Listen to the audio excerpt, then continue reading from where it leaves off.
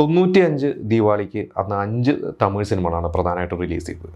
അതിലൊന്ന് രജനീകാന്തിൻ്റെ മുത്തു, കമൽഹാസൻ്റെ കുരുതിപ്പുന്നൽ, പിന്നെ നമ്മുടെ മമ്മൂക്ക് അഭിനയിച്ച മക്കളാച്ചി, പിന്നെ ഇളയ ദളപതി വിജയുടെ ചന്ദ്രലേഖ, പിന്നെ നീലക്കുയിൽ എന്ന് പറഞ്ഞൊരു സിനിമ. അതൊരു മലയാള സിനിമയുടെ റീമേക്കാണ്. അത് ഞാൻ പറയാം, ഇതിൻ്റെ കൂടെ ഞാൻ പറയാം.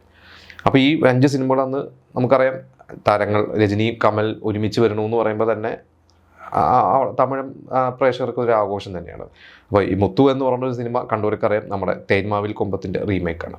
94 വിഷുവിനാണ് തേന്മാവിൽ കൊമ്പത്ത് റിലീസാവുന്നത്. അപ്പോൾ തേന്മാവിൽ കൊമ്പത്ത് കണ്ട് രജനീകാന്തിന് ഇഷ്ടപ്പെട്ടിട്ടാണ് രജനീകാന്ത് ഇതിൻ്റെ ഒരു റീമേക്ക് എന്ന രീതിയിൽ. അപ്പോൾ അന്ന് KS രവികുമാറാണ് ഡയറക്ടർ. രജനീകാന്തിനെ വെച്ച് ഒരുപാട് ഹിറ്റുകൾ സമ്മാനിച്ച, രജനിയായാലും കമലായാലൊക്കെ ഒരുപാട് ഹിറ്റുകൾ സമ്മാനിച്ചിട്ടുള്ള ഡയറക്ടറാണ്. അപ്പോൾ അന്ന് രജനീകാന്ത് KS രവികുമാറിനോട് മുത്തുവിനെ കുറിച്ച് പറഞ്ഞത്, ഈ ഒരു സിനിമയിൽ നിങ്ങളിതിൻ്റെ ഒറിജിനൽ കാണരുത്, ഒറിജിനൽ കാണാതെ ആ ത്രെഡ് പറഞ്ഞു കൊടുത്തിട്ടാണ് രജനീകാന്ത് KS രവികുമാറിനോട് എഴുതിപ്പിച്ചതെന്നൊക്കെ കേട്ടിട്ടുണ്ട്. അപ്പോൾ ആ ഒരു സിനിമയിൽ നമുക്കറിയാം, നെടുമുടി വേണുവാണ് അതിലൊരു ഈക്വൽ ആയിട്ടുള്ള റോള് ചെയ്തത്. തമിഴിൽ ആ റോള് ശരത് ബാബുവാണ് ചെയ്തത്. തെലുങ്കിലും തമിഴിലും മലയാളത്തിലൊക്കെ അഭിനയിച്ചിട്ടുള്ള ശരത് ബാബുവാണ്. ശരിക്കും അന്ന് ആ റോള് ചെയ്യാൻ അരവിന്ദ് സ്വാമിനെ അപ്രോച്ച് ചെയ്തിരുന്നു.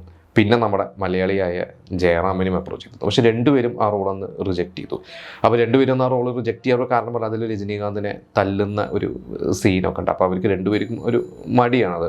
അങ്ങനെയാണ് ആ രണ്ടുപേരും മാറിയിട്ടാണ് പിന്നെ ശരത് ബാബു വന്നത്. അപ്പോൾ ശരത് ബാബു ആകുമ്പോൾ രജനീകാന്തിനോളം തന്നെ തുല്യമായിട്ടുള്ള, അതായത് അത്രയും സീനിയർ ആയിട്ടുള്ള ഒരു ആർട്ടിസ്റ്റാണ്.